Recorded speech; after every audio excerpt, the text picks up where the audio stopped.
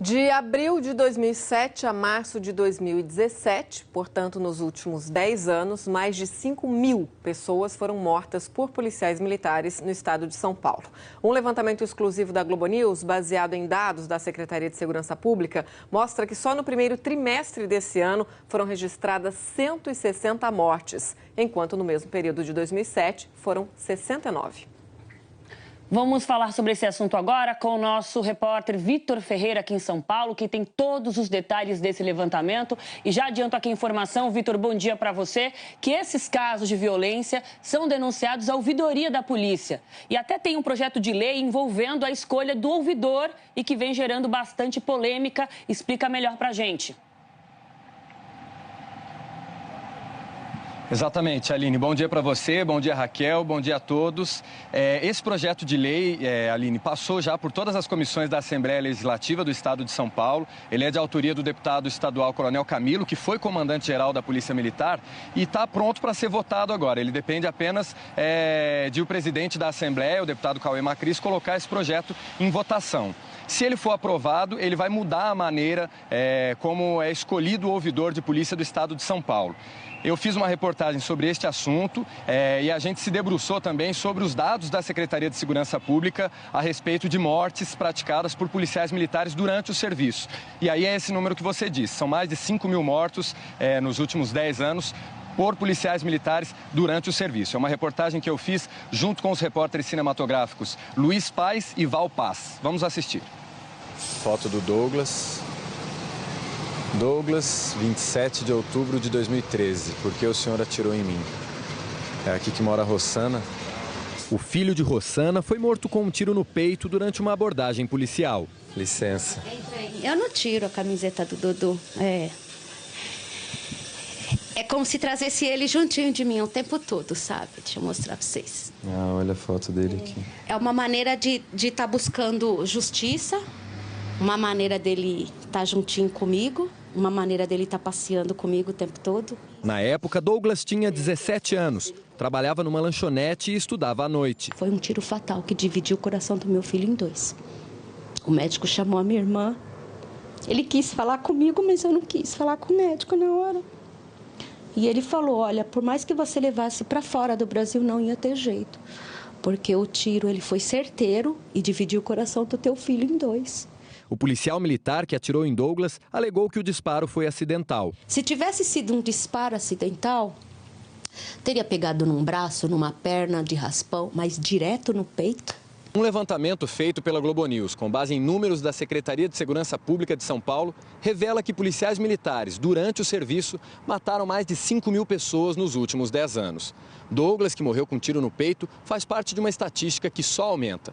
De janeiro a março de 2007, a Polícia Militar matou 69 pessoas. No mesmo período deste ano, esse número mais do que dobrou. Foram 160 mortes praticadas por agentes do Estado. Casos de violência policial são denunciados diariamente na ouvidoria da Polícia do Estado de São Paulo. Foram mais de 65.000 denúncias que a ouvidoria recebeu e encaminhou para os órgãos corregedores e muitas delas por Ministério Público desse Estado de São Paulo. O ouvidor da polícia tem estabilidade no cargo e não pode ser demitido pelo governador. Mas um projeto de lei apresentado pelo deputado estadual Coronel Camilo, que já foi comandante-geral da Polícia Militar, pode mudar essa regra. Eu coloco um parágrafo lá que deixa expressamente na lei que o governador pode exonerá-lo. Hoje, o governador escolhe o ouvidor a partir de uma lista tríplice, elaborada pelos 11 conselheiros do Conselho Estadual de Defesa dos Direitos da Pessoa Humana, o CONDEP, que é formado por diversas entidades civis, pela Ordem dos Advogados do Brasil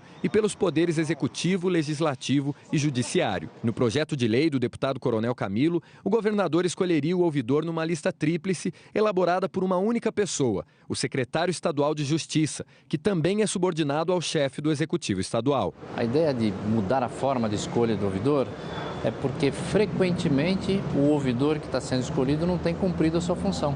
Ele tem exacerbado da sua função ou tem até agido precipitadamente, como é o caso do ouvidor atual, e está colocando a população contra a polícia.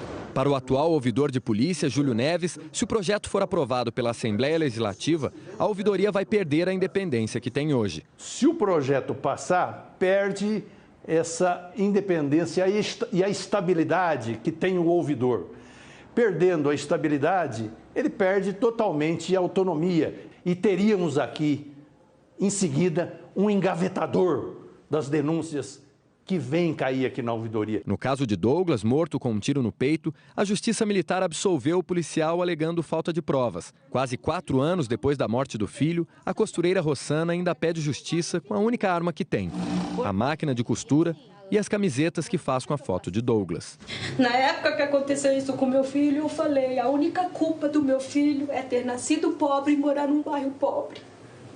Meu filho era trabalhador, estudava, tinha sonhos. Tiraram o direito do meu filho, sabe?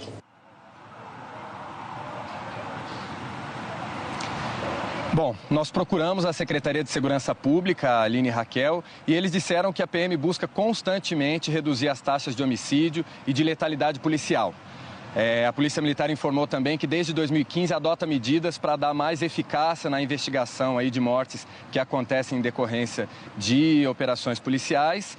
E a respeito da morte do Douglas, que você viu aí na reportagem, a Polícia Militar diz que expulsou o policial que efetuou o disparo, né, no Douglas, e que não vai comentar a decisão judicial de absolvê-lo.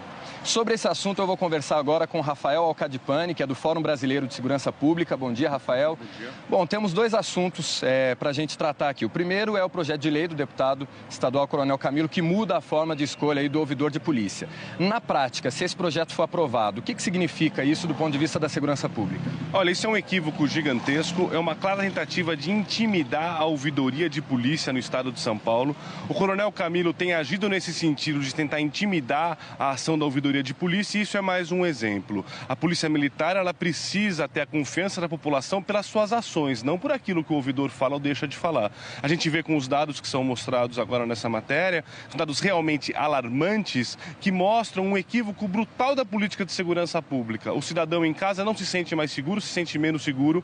O crime organizado, a facção criminosa cresceu ao longo desses 10 anos, e a gente tem uma opção, infelizmente, no estado de São Paulo, de matar o pequeno roubador, de matar o pequeno criminoso, ao invés de encarar de frente o crime organizado. Esses dados são alarmantes e a população brasileira, muita gente defende que se mate mais, muita gente defende que o criminoso tem que morrer, só que matar não resolve.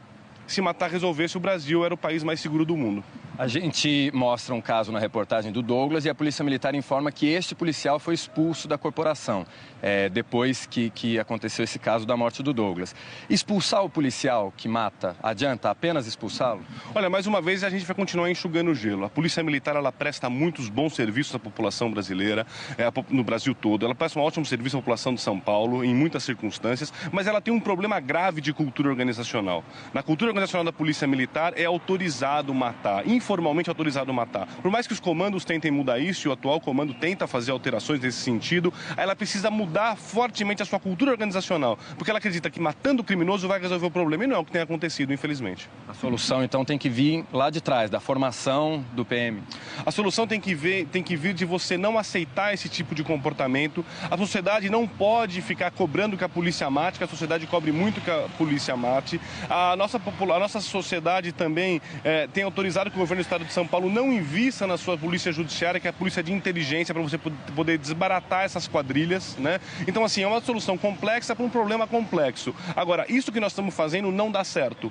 A população de São Paulo cresceu cerca de 10% nesses 10 anos e houve essa explosão da letalidade, né? De fato, o criminoso tem ficado mais arrojado em muitas situações, mas em muitas situações também a polícia tem matado sem necessidade. É um problema gravíssimo que a gente precisa encarar de frente. A Raquel tem uma pergunta para você lá do Rio de Janeiro, Rafael. Diga, Raquel. Oi, Vitor. Oi, Rafael. Eu queria falar sobre essa situação, né? Como é que a gente pode analisar essa situação como um todo? Porque a gente tem o quê? Mais criminalidade, mais confronto, a violência aumentou em todos os sentidos, porque a gente vê muito mais mortes por policiais, mas também muitos policiais sendo mortos. Como é que a gente avalia toda essa situação? Porque de uns anos para cá, todos esses números têm aumentado, né? Ela pergunta, pede uma análise dessa situação como um todo, no sentido de que aumentou o número de mortes por policiais, mas também o número de policiais mortos. Enfim, como é que você avalia essa relação? Esse é um problema gravíssimo. A morte de policial é um problema seríssimo no Brasil. Hoje o policial está sendo morto na porta da sua casa pelo simples fato de ser policial em pequenas abordagens. O que mostra tudo isso é um grande contexto de uma falência da política de segurança pública brasileira.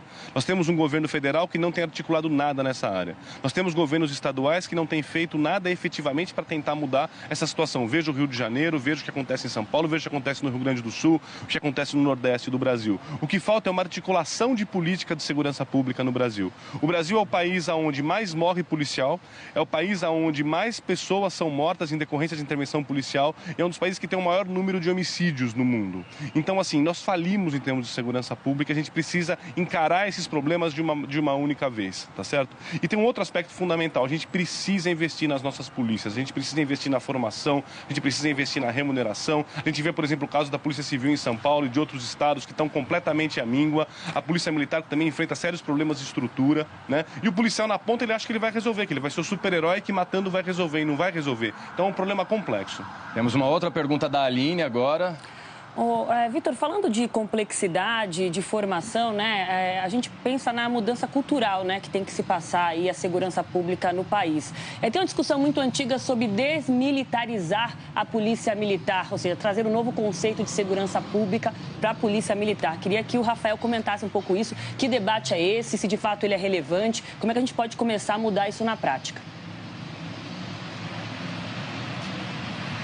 A Aline fala sobre a desmilitarização da polícia militar no Brasil. Você acha que isso poderia ser um caminho?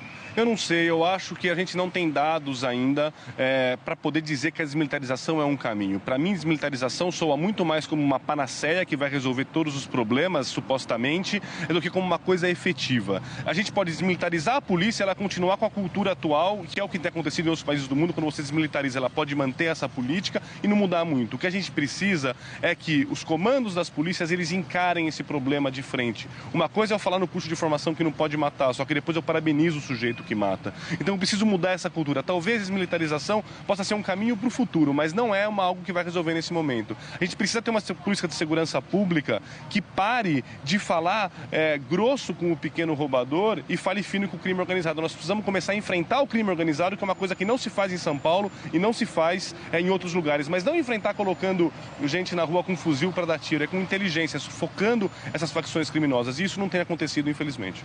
Muito obrigado pela entrevista, Rafael, Raquel e Aline. Obrigada, Vitor, pela reportagem, pelo levantamento e também ao Rafael por essa entrevista aqui no Edição das 10.